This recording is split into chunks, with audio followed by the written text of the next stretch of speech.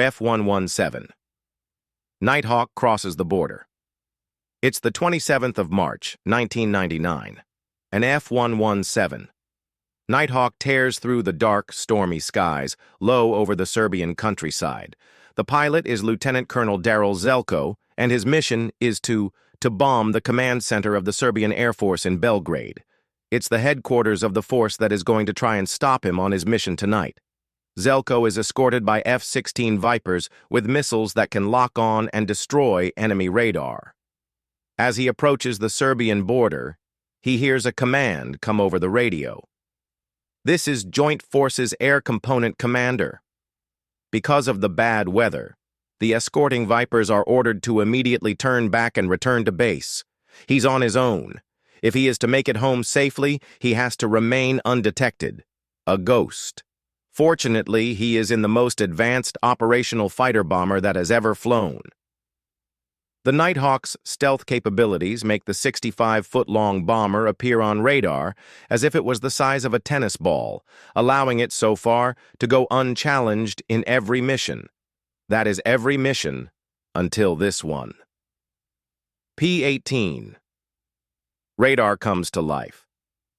On the ground, an anti-air missile battery is waiting for him.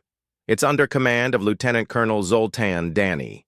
Serbian spies have let him know that the enemy aircraft are coming, and he thinks today is his best chance to take down one of the elusive ghosts.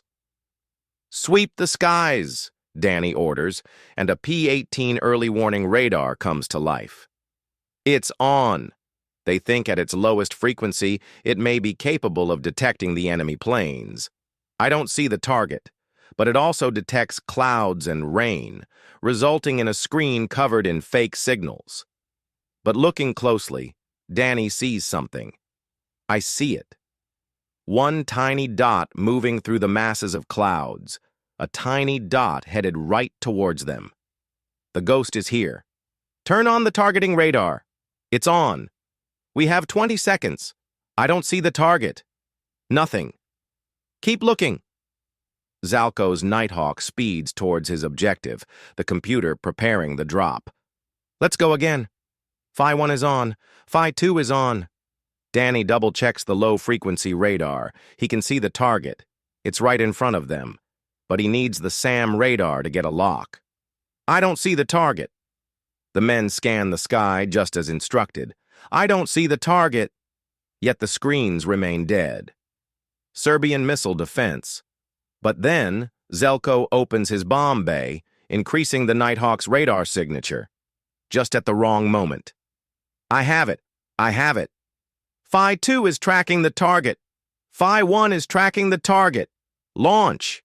Two missiles fire off the launcher in quick succession, streaking across the sky. Zelko drops his bombs.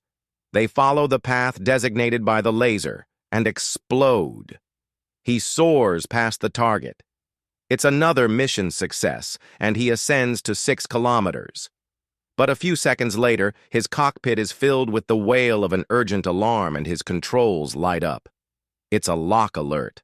Almost at the same time, he sees the two missiles illuminate the clouds below him and then break through. They're coming right at him. He immediately breaks into evasive maneuvers. He pulls his aircraft up to try and escape. He's pushed into his seat as he ascends, as the aircraft screams more warnings at him. The F-117 has no chaff, so with the missile locked on, it's entirely on the pilot's actions to try and evade the threat. Time slows. F-117 Nighthawk is hit. He knows. It's over. They got me. These are proximity missiles and should detonate near the aircraft, but somehow, the first missile malfunctions and races by his canopy.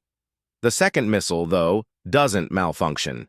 It explodes, sending out a cloud of sharp shrapnel that perforates the left wing of his Nighthawk. The entire left side is blasted to pieces, illuminating the night sky a fiery orange. The aircraft immediately loses control and is thrown into a wild spin. As the plane spins, Zelko is pinned to his seat and experiences severe G-forces. The spin increases in violence. Flashing warnings illuminate his controls. and a bright flame shines through the cockpit windows as the landscape spins around him. He knows he's in a critical situation. Even ejection might prove fatal, but it's his only choice. He fights 7 Gs of force, 100 pounds pulling up on each of his arms. Fueled by adrenaline, he gets hold of the ejection handles and pulls. In the blink of an eye, the canopy is blasted away, and his seat rockets out of the cockpit. For 1.5 almost eternal seconds, Zelko free falls through the air, strapped to his chair. He's barely conscious, and he thinks that the seat is still inside the plane and that the ejection seat has malfunctioned. But then he feels the tug of the opening parachute and sees his burning Nighthawk tumbling away into the night. The violence of the spinning wreck is replaced by a total calm. Zelko breathes heavily as he takes it all in. He's alive. But then another thought hits him. Man, Mom is not going to be happy about this. He knows